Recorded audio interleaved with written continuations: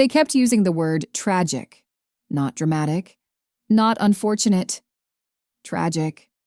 I stood frozen in the corner of the airport lounge, coffee untouched in my hand, watching the muted television screen above the bar. CNN was running a live segment from the Roosevelt Foundation's press room. Bright lights, a sea of cameras, flashbulbs firing like artillery, and at the center, standing behind the podium with trembling hands and just the right amount of mist in her eyes, my sister. I was 28 the day she told the world I was dead. She wore black. Not a full mourning veil, but something tastefully somber, like grief still blooming in layers. Around her neck, a thin silver locket she hadn't worn since we were teenagers, containing a photo I knew too well. My photo. The crawl beneath her read, "Roosevelt Innovation honors to be accepted posthumously." The phrase sent a thud through my spine. Posthumously? I leaned closer to the screen. She was speaking now, voice low, heavy with false heartbreak. "Never thought I'd be the one up here," she said, "but I know she'd want this. She worked her whole life for recognition, even when nobody noticed, especially our parents." My grip on the cup tightened. The man beside me chuckled softly. "Hell of a speech," he said. "Lost her sister in that lab collapse, right?" I didn't answer. I couldn't. Every part of my body locked in place as my sister's face flickered across the screen, larger than life. She held the plaque now. The Roosevelt Award. My award. The one I'd been nominated for after 7 years of silent, unpaid work in a crumbling neurodesign studio. She never set foot in that place. Not once. But there she stood, accepting it, claiming it, mourning me in front of the country like I was a folded photograph pressed to her chest. I checked my phone. No missed calls, no urgent texts, no warnings. Just a voicemail from a number I didn't recognize, time-stamped 2 days ago. My boarding pass slipped from my fingers. "A tragic accident during structural renovations," she continued, and the reporters around her scribbled notes like gospel. I was the last person to speak with her. My vision blurred, not from tears. Rage. She knew I was flying back today. We'd been at odds for years, yes, but she knew. Everyone knew. And somehow she'd found the one podium I couldn't reach in time. Until now. The flight attendant called final boarding for DC. My feet moved on instinct. I shoved the phone back into my coat and grabbed my bag. The lounge faded behind me as the gate drew closer, the sound of the crowd at the press conference still ringing in my ears. She was more than a sister. My sister's voice echoed from the screen, just as the feed cut. She was a genius. I didn't even hear the rest, because by then, I was already in the air. Dulles was humid, chaotic, and loud, everything I didn't need right now. But the moment I stepped off the plane, it felt like the whole terminal had taken a step back from reality. Or maybe I had. My phone was buzzing again. A text from my old lab assistant. "I'm so sorry, we all miss you." Miss me? I stared at the message as I walked, heart pounding like the terminal's announcement chimes. Baggage claim 6. Elevator to Metro. Signs blinked around me like fragments of normal life, but nothing was normal now. At the rideshare exit, a uniformed man was holding a sign with my last name on it. For a split second, I thought maybe it was her. Some cruel prank. Some warped way of saying, "Surprise, I told the world you died so you'd come find me." But the man didn't look surprised when I approached. He looked solemn. "Miss Barnes?" he asked. "You're her sister." My stomach flipped. "I am." He nodded, lowering the sign. "Condolences. The foundation arranged a courtesy car for you." For a moment, I couldn't speak. The lie had moved faster than me. I followed him wordlessly to the black SUV. The leather interior smelled new. Chilly air conditioning hit my face like ice water. As we pulled onto the freeway, the driver glanced back. "If you'd like to go straight to the memorial wall, I've been instructed to stop by the Capitol Gardens." I blinked. "Memorial?" He paused. "They added her name last night. There's already flowers." My hands clenched. They weren't just mourning me. They'd engraved me. I didn't respond. My sister hadn't just lied. She'd coordinated. Publicists, drivers, engraved marble walls. This was no impulsive grief theater. This was premeditated erasure, and the world had swallowed it whole. The car slowed as we neared the city center. I saw banners fluttering across lampposts. Roosevelt Week. Gala schedules. Spotlights on innovation leaders. Her face wasn't on them. Mine wasn't either. But something inside me had shifted. She wanted me invisible? Fine. Let her think I still was. Because the more quiet I stayed, the more she'd lower her guard. The SUV pulled into a hotel driveway. The driver got out to open the door, then handed me a key card. Presidential suite. Paid for through the Roosevelt travel budget. I stared at him. Does she know I'm here? He tilted his head. You mean, your sister? I said nothing. She said you'd be too emotional to attend the gala, he added gently. Said we should give you space. Space? I took the key card, walked past the doorman, and into the hotel like a ghost wearing her own skin. The lobby gleamed with gold and glass. Everyone wore black cocktail attire, laughing like they hadn't cried hours earlier at the televised loss of a national genius. And not one of them looked twice at me. In the elevator mirror, I stared at myself. Alive, but invisible. When the doors opened on the 19th floor, I stepped out and paused. Down the hall, someone had left a folder outside the suite. My name on the front. I crouched slowly and picked it up. Inside, the gala program, the awards order, and a handwritten note. We're dedicating the entire second act to you. Please don't make a scene. Her handwriting. Sharp, slanted, always too perfect. She knew. She knew I'd come back. And she was betting I'd keep quiet. The note slipped from my fingers before I realized I'd let go. I stood outside the suite door, frozen. Inside, I could hear the soft hum of a television and a glass being set down. Room service, maybe. Someone was there. But it didn't matter. I didn't unlock the door. I didn't go inside. Instead, I turned around and headed for the elevator. Let her think I was sulking upstairs. Let her think I'd read the note and curled up in some melodramatic haze. That's what she'd expect. And I'd stopped doing what she expected a long time ago. The lobby had changed in the half hour I'd been upstairs. Lights dimmed slightly for ambiance, cocktail trays now circulating. The gala hadn't officially begun, but people were already trickling into the adjacent ballroom through open double doors. I moved toward the flow, silent, unnoticed. Or so I thought. Excuse me. A hand brushed my shoulder. I turned fast. The woman was in her 40s, black velvet dress, sharp bob, eyes narrowing with recognition. You look just like her, she said softly. My lungs locked. I'm sorry, she smiled nervously. Your sister, the one who passed. You could be twins. Has anyone ever told you that? I didn't blink, didn't speak. She leaned closer, like sharing a secret. I'm one of the donors, Roosevelt Legacy Tier. I met her once at a private lab preview 2 years ago. She was luminous. My throat tightened. She would have been so proud of this, the woman added, gesturing toward the open doors. Your sister's finally getting the spotlight she deserves. Spotlight. That word. I stepped back, nodded once without smiling, and slipped into the ballroom before she could ask my name. The space was breathtaking. Tall glass walls framed the evening skyline. Circular tables shimmered with crystal, place settings and printed menus. Spotlights swept gently across the stage at the far end, where the Roosevelt Award plaque sat beneath a silk drape, ready for reveal. She hadn't just claimed my death. She'd choreographed it. Every inch of the room screamed curated grief and second-hand triumph. And when I saw her, stage left.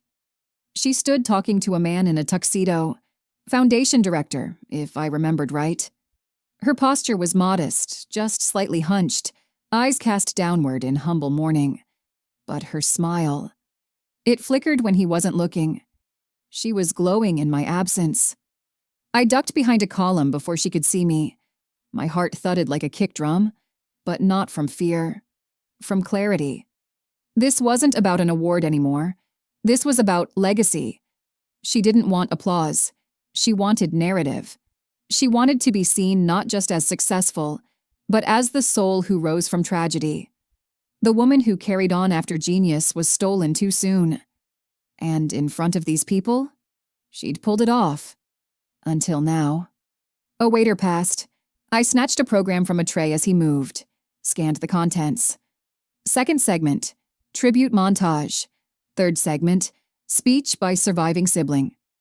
Her name was printed beneath it. In bold, surviving sibling.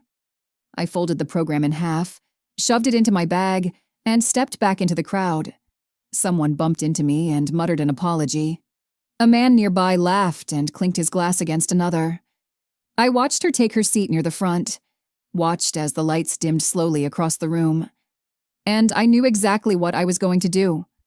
The lights dimmed one notch lower, and the buzz in the room hushed like someone had pressed mute on a crowd.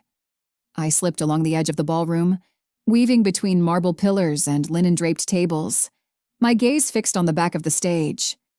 Every movement felt underwater, slowed, heavy, silent, but my steps didn't falter. No one noticed me. Not yet. On stage, the projector screen lowered with a soft mechanical hum. Someone behind a curtain hit play. Music rose, orchestral, slow, the kind that signals either inspiration or goodbye. The screen bloomed with images. The first photo was one I'd taken myself, years ago in the old lab. I recognized the grain of the wall behind me. I remembered the chipped corner of the table. But in this video, my sister's voice narrated over it. Brilliant, tireless, too often overlooked. Applause rippled. I felt it like static down my back. Image after image appeared. My notebooks, my workstation, blurry group shots she hadn't even been in. Each one accompanied by her voice, reciting lines of faux admiration laced with martyrdom. She wanted the world to listen. I just wish she were here to hear it. A few people around the tables dabbed their eyes. I reached the side of the stage, half hidden in the shadows of the drapery. From here, I could see the podium, the folded award cover, and the tightly wound smile on her face as she watched her own voice narrate my work. She wasn't crying. She was glowing. This was her moment. And I was about to shatter it. But not yet. The tribute montage shifted from photos to video footage, a silent clip of me welding a prototype piece. My sister's voice dropped, softer now. She gave everything, even when it hurt, even when no one said thank you. People sighed. A few clapped again. One woman near the stage whispered to her friend, "She looks just like her. Same fire." I stepped back, just enough to stay in shadow. The curtain behind me shifted slightly in the breeze from a hidden floor vent. I kept my hand on the edge of it, still, waiting. Then came the final image, a black and white portrait of me, softened by filter, name printed below it like a gravestone, and beneath it, dates, 1995-2023. I didn't breathe. The music swelled. The applause that followed was softer this time. Respectful. Mourning. She stood. My sister rose from her seat, head bowed, as if weighted by grief. Her dress shimmered in the low light as she climbed the steps toward the podium. For one moment, I saw her blink fast. Nerves. Guilt? No. Rehearsal. She'd practiced this. She stood behind the microphone, hands folded neatly in front of her. The room fell silent. "I wasn't ready to lose her," she began, voice perfectly cracked. "I wasn't ready to say goodbye, but she was always ahead of me, even in that." I stepped forward, still behind the curtain. She didn't see me. No one did. Yet. "I only hope," she continued, "that tonight honors her the way she never expected, but always deserved." She lifted her head slightly. Tears shimmered in her eyes. "I accept this award, not just for her, but for every woman who never got to finish her story." I took one step onto the stage. One single step. The air shifted the second my heel hit the stage floor. Not loud, not dramatic, just one subtle click on polished wood, enough to stir the silence and tilt heads toward the source. It was always the smallest sounds that gave away the biggest turns. My sister didn't notice at first. She was mid-sentence, voice perfectly trembled for impact. Because grief, when shared. Then she saw the flicker in the audience's eyes. A row of faces turned slowly toward me, brows narrowing, mouths slightly open, not gasping, not yet, but registering something impossible. She followed their gaze, and her body locked. We stared at each other across 10 feet of open stage, 10 feet of tightly drawn breath and frozen electricity. I said nothing, did nothing. I just stood, alive. The silence stretched. A single camera flash went off somewhere near the back. Then another. She didn't move. Her lips parted slightly, but no sound came out. The audience didn't clap. They didn't breathe. They just watched, trying to understand whether this was a tribute act, a planned theatrical moment, or a haunting. I took another step forward. The microphone picked up the soft click again. Her mouth moved. This is... But no script had prepared her for this scene. One man stood up halfway from his seat, pointing faintly. Wait, what's happening? And that's when I saw it. The moment her mask slipped. Just a flicker behind her eyes, panic breaking through calculation. She looked to the foundation director in the front row, who had gone visibly pale. His program fell from his hands. He knew me. They all did. Another step forward. Still no words from her. Still no explanation. I didn't need one. Because right now, silence was more powerful than any accusation. She took one shaky step back from the podium. I stopped 2 feet from her, close enough that she could see the heat behind my stillness. Close enough for the audience to frame us in the same shot. The dead and the grieving, standing shoulder to shoulder. She turned her body slightly, angling herself away as if shielding herself from something toxic. But it was too late.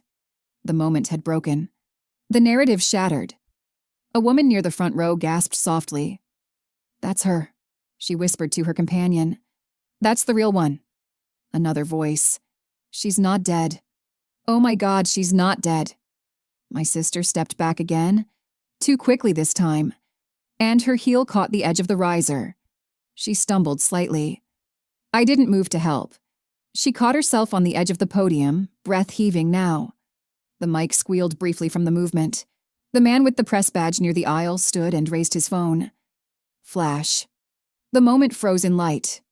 2 sisters. 1 microphone. 1 truth. Cracked wide open, live and uncontainable. She opened her mouth again. There's an explanation. But no one asked for one. They were no longer looking at her. They were looking at me, the girl they had buried, breathing, present, uninvited, unclappable and very, very real. 2 security guards flanked the stage like shadows pressed out of the curtains. One had his radio to his mouth. The other looked straight at me. Ma'am, he said firmly, but not unkindly, I'm going to have to ask you to step down. The words hit harder than I expected. They didn't know who I was. They didn't recognize me. Not as the honoree, not as the one in the tribute. Just an intruder in black heels and disbelief. My sister didn't speak. Her mouth was pressed into a perfect pale line. She had stepped back entirely from the mic now, hands folded in front of her like some kind of innocent bystander. I didn't move. I'm not leaving, I said calmly. The guard exchanged a glance with his partner. Then I need to ask for identification. My face is on the screen behind you. It wasn't sarcasm. It was truth. The screen still displayed my photo, the one she'd chosen for the in memoriam finale.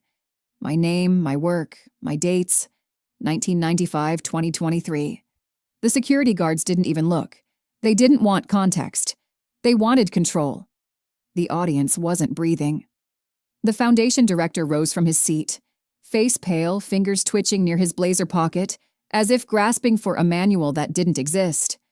Then she did something I didn't expect. She reached for her phone, thumb tapped, held it to her ear, and then she spoke, softly, deliberately. Yes, we need to move her. Now. Move me. Like I was a threat. A problem. A ghost gone rogue. I watched her face, calm as porcelain. The tears from earlier had vanished, like water wiped from a countertop. She wasn't grieving anymore, she was managing. And that's when I finally understood. This wasn't panic. This was containment. She wasn't worried I was alive. She was worried people would believe I was. Because once they did, every lie she'd fed them, every carefully orchestrated spotlight, would implode in public. The mic squealed again. I stepped forward, not toward the edge of the stage, but toward her. Directly. A murmur rippled through the crowd. She flinched. I lowered my voice. You told the world I was dead. Her mouth twitched. You shouldn't be here. You made me disappear. No one would have cared. Her words cut off like a string snapped in her throat. Silence followed. Too much silence. And then someone in the audience rose. A woman. One of the grant donors I remembered from years back. Her voice carried. Is this a performance? My sister didn't answer. Because if this is some kind of narrative twist, the woman added coldly, I think we all deserve to know what's real. The room stirred again. Another flash from a press phone. Another murmur. And then, finally, one person clapped. Just one. Not for me. Not for her. But for the chaos of the moment. The spectacle. The security guard stepped closer. Ma'am, we really do need you to come with us. My sister said nothing. I turned back to the audience. I'm not part of a performance, I said flatly, but I am the woman they told you was dead. Someone gasped. Another stood up, and someone behind me, likely the press rep, called out, Can anyone confirm that? My voice didn't shake. She can, I said, and turned my eyes back to my sister. She froze. She didn't speak right away. Too many eyes, too many angles, too many possibilities gone in one moment. The silence stretched like glass, shiny, brittle, seconds from a shatter. You can confirm it, I repeated, voice even now. Can't you? Her hands twitched at her sides. She opened her mouth, then closed it. People started murmuring again. Not gasps this time. Questions. I saw a foundation rep whisper to the man next to him, hand cupped around his mouth like the room wasn't watching. Still, no one moved. The security guards hesitated now, unsure whether to detain or retreat. One of them pressed something on his shoulder radio, but his eyes stayed locked on her, the woman who just might have faked a eulogy. She finally found her voice. There's been a mistake, she said. There it was. Her pivot. I was told she passed. I was devastated. Her breath caught, as if tragedy was a tap she could turn on when convenient. I did what I thought was right to honor her. Liar. I watched her eyes. She couldn't hold mine for more than a second at a time. She looked past me, over me, through me, anywhere but at me. She was missing, she added quickly, for months. We thought she'd been in an accident. I got the confirmation from— Who gave you that? Someone from the media called. She flinched again. Was there a coroner's report? Another added. Did you identify a body? I was told, she stammered. You held a press conference, I said, low and clear.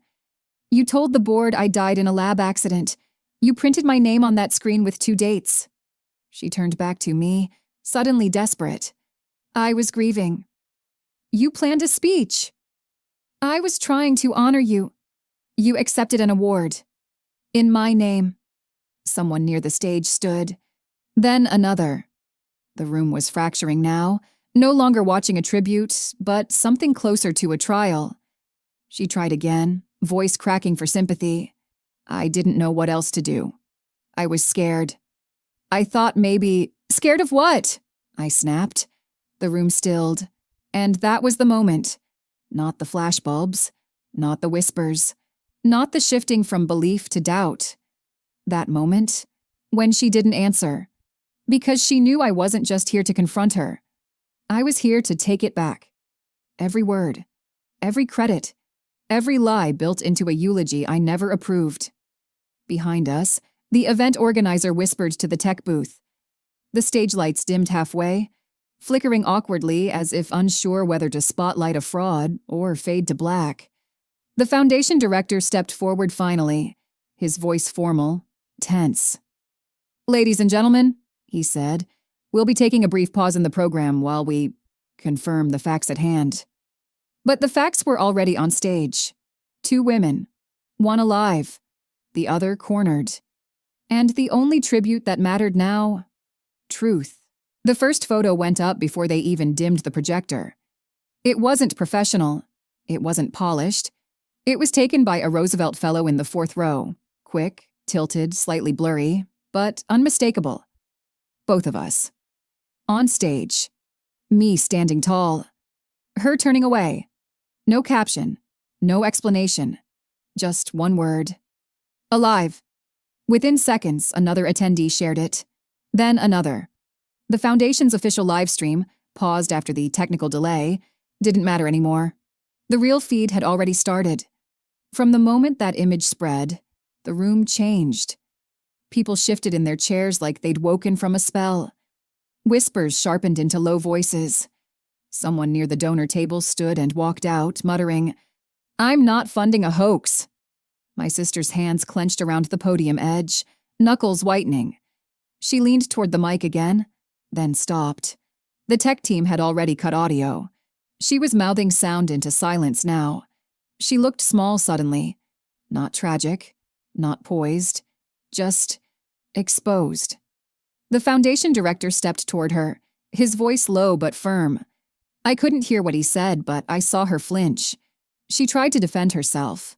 One hand fluttered up, gesturing to me, then to the audience, then to the sky like this whole night had dropped from nowhere. It hadn't. She'd built this lie brick by brick, and now the scaffolding was falling on top of her. A flash from the back, then another. Then the press rose from their reserved row, 2, then 5, then nearly a dozen. Cameras aimed, questions shouted, some half-formed, others sharp. "Did you fake her death? What's your real name? Were you in on it? Did the foundation know?" She turned to me, desperate now. "You can fix this," she hissed under her breath. "Just say we misunderstood. You don't get to ask me for silence," I replied. She looked at the crowd, then back at me. Her eyes were wide, not pleading but calculating again. Shifting, gears, trying to find a version of the story where she still came out untouched. But it was too late. Truth doesn't ask for permission. I stepped toward the front of the stage. A few people clapped again. Tentative, awkward, like applauding a miracle they weren't sure was real. The foundation director cleared his throat into the house mic. "We'll be issuing a formal clarification after this evening's program. In the meantime, we ask for everyone's patience." But no one was listening. Phones were out. The story was already out. A journalist waved to get my attention. "Can you confirm your identity? Were you in hiding? Did you know she was doing this?" I didn't answer. Not yet. Because this wasn't about giving them headlines. This was about her hearing it. "I'm not here for your story," I said, loud enough for the front row to hear. "I'm here because she buried mine." The crowd rippled again. My sister's jaw locked. She stepped away from the podium. No longer the speaker, no longer the survivor. Just a woman descending steps that weren't hers. And the room let her go. She didn't say a word when she passed me. No glare, no whisper. Just quickened steps and a tightened jaw, as if walking faster could erase what everyone had just seen. But the echo of her heels couldn't outrun it. The foundation's executive coordinator moved quickly behind her, whispering something into her ear. She tried to wave him off, but the gesture was weak, performative, stripped of its former confidence.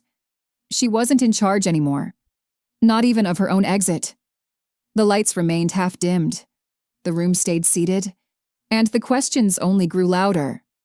At a side door near the velvet rope, a few men and women in sleek suits huddled around phones. I recognized one of them, Franklin Lee, head of the grant committee. His expression looked carved from ice. He wasn't talking. He was listening. And that meant she was in trouble. I didn't follow her. I stood near the edge of the stage while the organizers attempted to usher people out for a brief intermission. No one moved.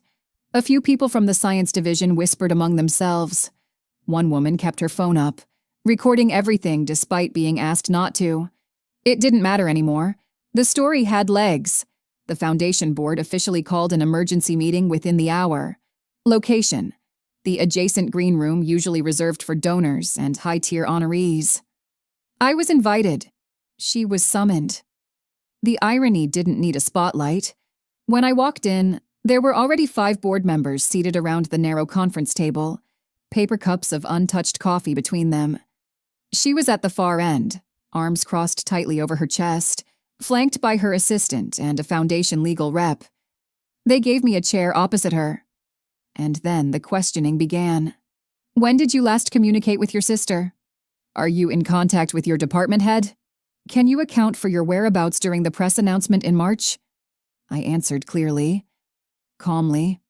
Every time I spoke, she shrank further into her seat. Then Franklin leaned forward, folding his hands. There's a declaration here, he said, sliding a form across the table toward me. Filed under your name, it formally withdrew you from the awards consideration, posthumously. My blood ran cold. I picked up the form, and there it was, my signature. Except it wasn't mine. Tight cursive that mimicked my style, but off, slanted too sharply. My old last name misspelled. Twice. Forgery? The air in the room dropped 10 degrees. Did you submit this? Franklin asked her directly. Her mouth opened, closed. It was in her files. I thought she'd wanted to disappear. Disappear, another board member cut in. You went on national television, Franklin snapped. You accepted a medal. You told a grieving story. You let us name a new initiative in her memory. She tried to pivot again. She'd left no message. I assumed the worst. I didn't mean... You meant to win, I said. Quiet, but it hit hard. A long silence followed. Finally, the board's legal counsel spoke. We'll need to verify the submission channels and compare signature history. This is a serious breach. They called for a recess. No one looked at her. They looked at me. For the first time. As the real person, the real scientist, the real story. They gave us 20 minutes to gather clarity. What they meant was, cool down. But no one in that hallway was cooling off. I stood by the tall water dispenser, untouched cup in hand, staring at the marble floor while voices floated from the other side of the green room door. Someone was calling legal counsel. Someone else was already drafting a statement. I didn't need to hear what they were saying. I could feel it in the air. The balance had tipped. She was losing them. When the board reconvened, she walked in without her assistant. Her face was pale, but her lips were firm, freshly glossed. I knew that look. It meant a new narrative was coming. She didn't waste time. I want to clarify something about the submission form, she said. Her voice had softened. Less fire, more injured innocence. I wasn't the one who sent it. Franklin narrowed his eyes. Go on. She clasped her hands gently. It was delivered through my assistant. She had access to both of our research files.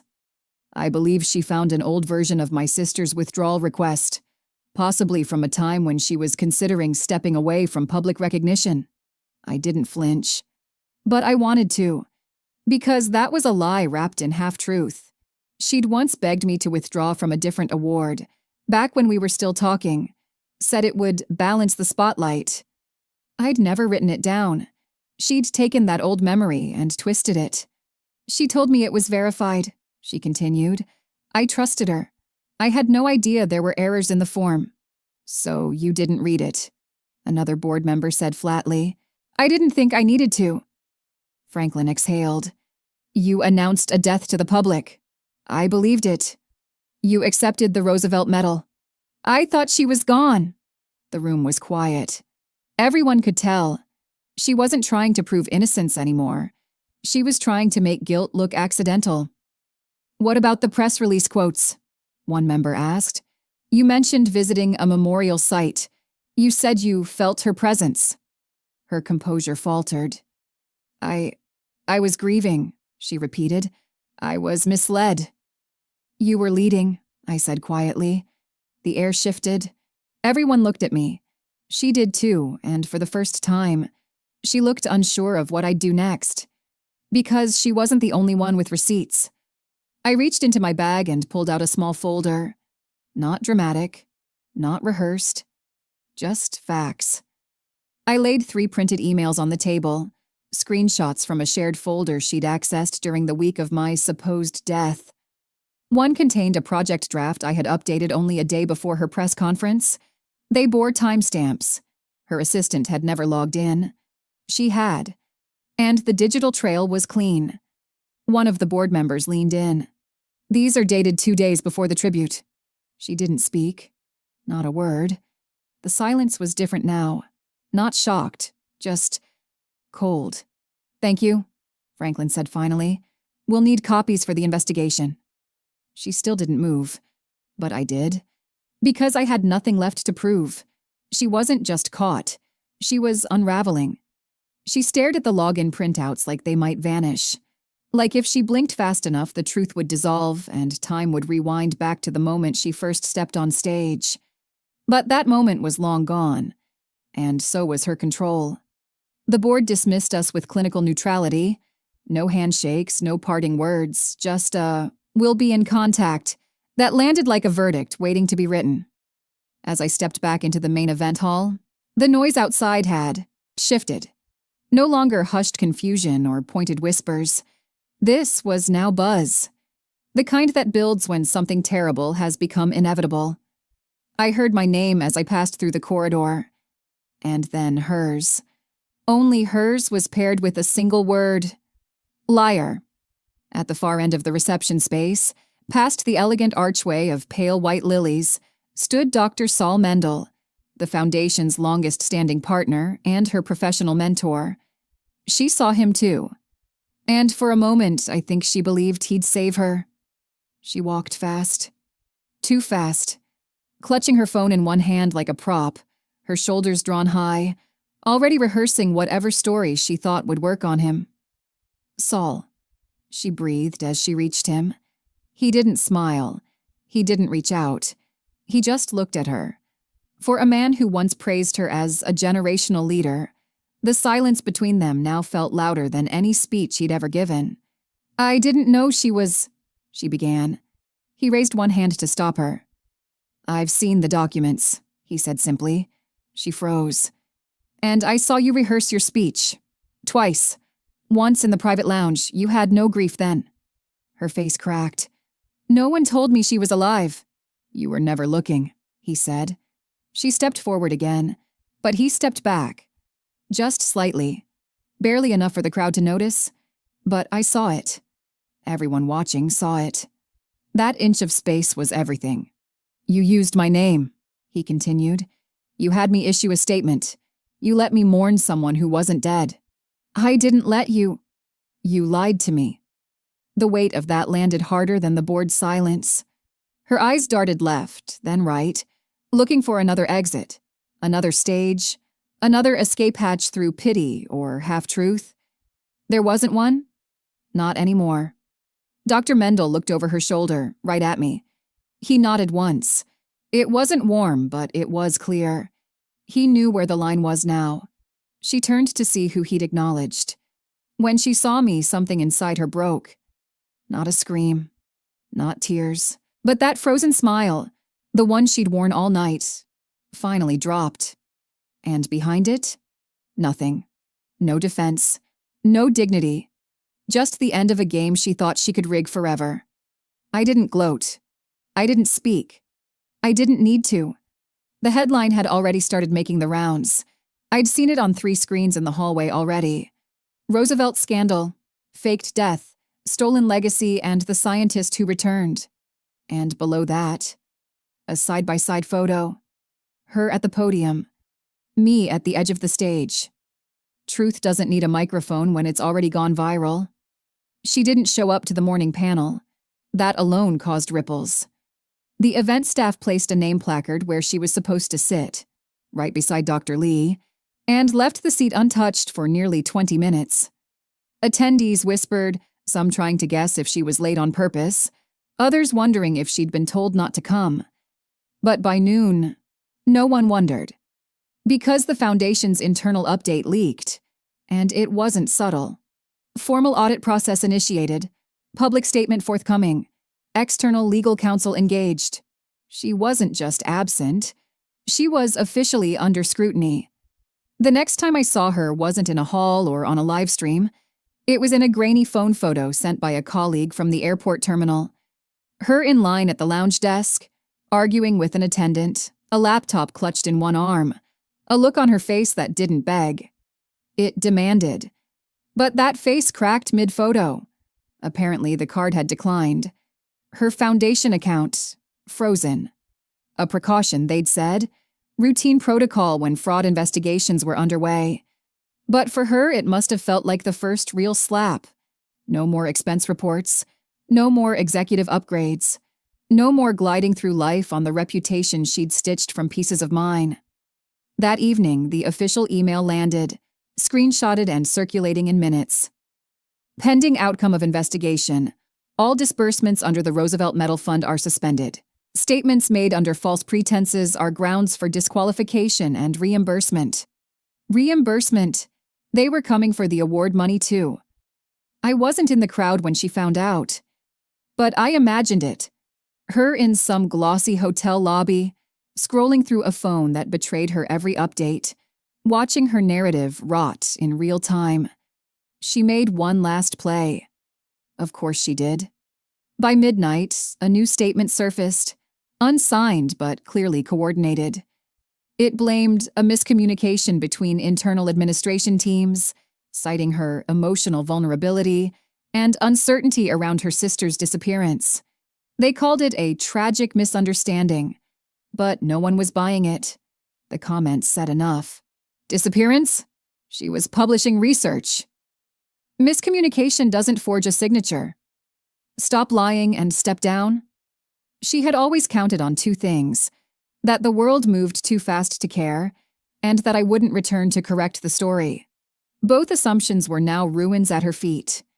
I sat on the edge of my hotel bed, staring at the TV, which played a muted panel of analysts dissecting the scandal. My face flashed briefly on screen. For once, they got my name right. Below it, confirmed alive. Primary source. That's all I ever wanted.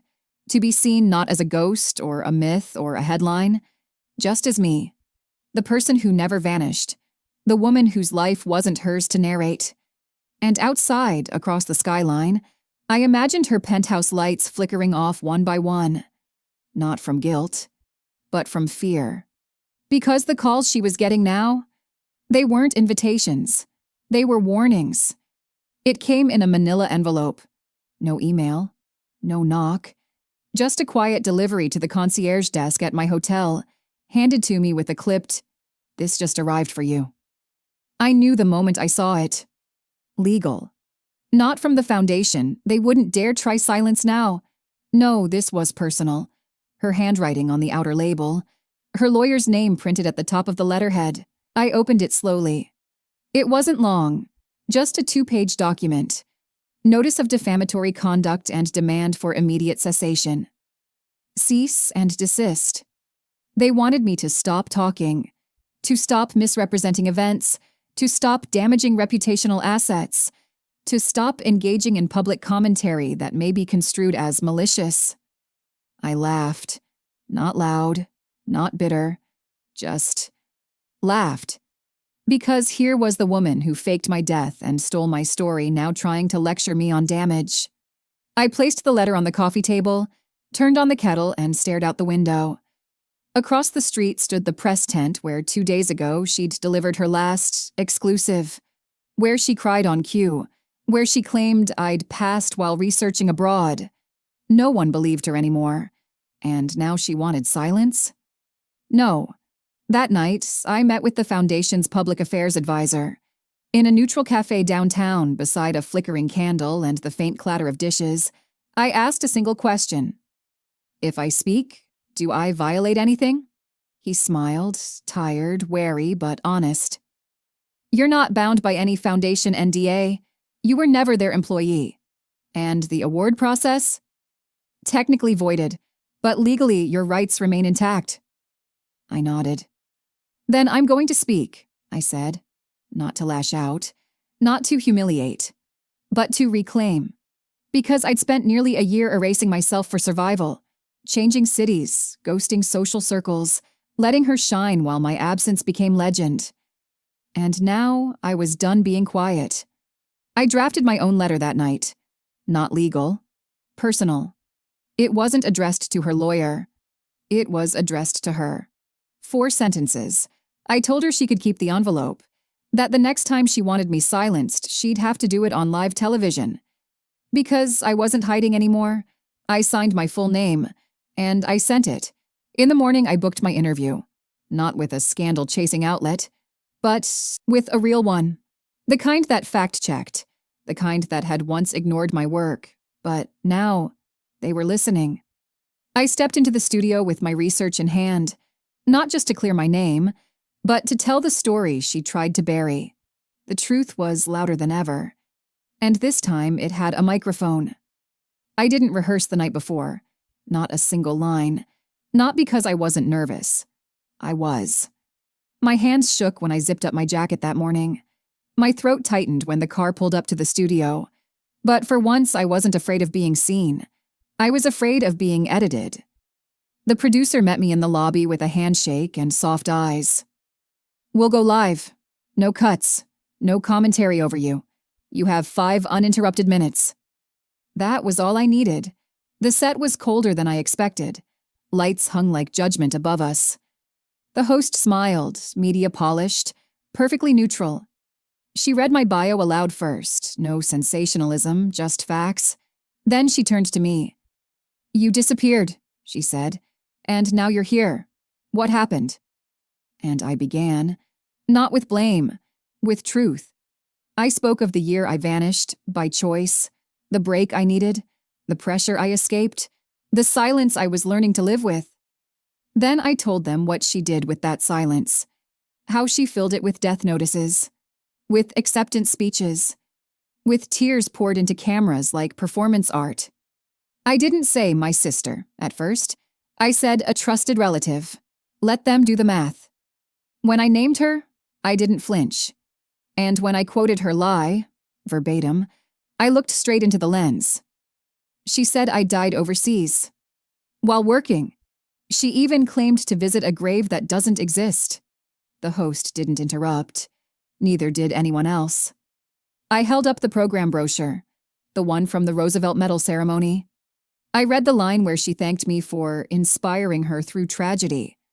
And then I asked a question, calmly, clearly. If I had really died, who was answering our shared research email 2 days later? The air snapped. Silence on live television is different. It swallows everything. And I let it. I ended with a photo. Not of her, not of the press chaos. A simple image, the front page of our co-authored paper. My name listed first. The screen faded out. The segment was over. But I wasn't. Within 30 minutes, the clip trended across 5 platforms. Not because I cried. I didn't. Not because I lashed out. I hadn't. It was because I stayed still. And she didn't. That afternoon, her attorney issued a new statement. They called my words a deliberate attempt to humiliate and harm a grieving family member. But no one bought it. Because no one ever grieves with fake obituaries and borrowed awards. An hour later, the foundation formally rescinded her medal. The footage of her returning it, escorted into a nondescript office, face masked, hands twitching, leaked online before sunset. The comments were brutal. But I didn't scroll. Not out of mercy. Out of exhaustion. Because even when the world knows you were right, There's no prize for surviving a lie that big. Just space. To breathe. To exist again. The producer texted me later. You broke the record. Most viewed interview in the network's history. I smiled. And for the first time in months, I slept. No aliases. No shadows. No one else's story in my place. Just me. Alive. And visible. It arrived 2 weeks after the interview aired. No courier. No lawyer's mark this time. Just a plain white envelope with my name in her handwriting. I almost didn't open it. The last time I'd seen her script, it was scribbled across legal threats and media lies. But something about the way it was folded, no return address, no weight, made me pause. Inside was a single sheet, lined notebook paper, handwritten. No salutation. Just words, raw and uneven. I don't expect forgiveness. But I wanted to explain what I never could when you were gone. Or when you came back. It started with a rumor. Someone said you'd vanished. That you'd burned out. I believed them. Or I wanted to. The awards came later. The attention. I didn't ask for it at first. But when I did, when I said yes to their stories, it was because I was already too far in. I thought, maybe if I told it long enough, it would become real. That your absence would justify my ambition. And then you walked in. I stopped reading. For a moment, I couldn't move. Because that line, you walked in, wasn't metaphor. It was memory. I had walked in. Into the studio. Into the awards hall. Into her curated fiction like a glitch in her script. I turned the page over. Just one final paragraph. I watched your interview. Every second of it. And I realized something. You were never the one who disappeared. I was. I hope one day that matters. No signature, just that. I folded the letter back into the envelope, placed it in the drawer of my desk, and didn't respond. Not because I hated her. Not anymore. Hate takes effort, and after everything, all I had left for her was something quieter. Not mercy, not closure, distance. That was enough. In the weeks that followed, I returned to work. Quietly. No interviews, no conferences, just the lab. My notes, my team. I submitted our next paper under a single name. Mine. But I didn't erase her from the old one. Some part of me still knew how to honor the truth, even when others couldn't. The last time I saw her wasn't in person. It was a photograph. Paparazzi shot, her exiting a small community clinic. No makeup, no entourage, no statement beneath it. Just a headline that read, Former Roosevelt honoree withdraws from public life. And below it, in smaller text, sources say she's begun volunteer work. I didn't feel triumph. Not sorrow either. Just something like release. Like I could finally walk forward without looking over my shoulder, waiting to be replaced or erased again. At the end of my next lecture, a student raised her hand. Is your story really true? She asked. The one on the broadcast? I paused. Then I smiled. No, I said. It was only part of it. Because the rest, the pain, the betrayal, the fight to reclaim myself, that was never a story. It was a life. Mine. And I was finally living it.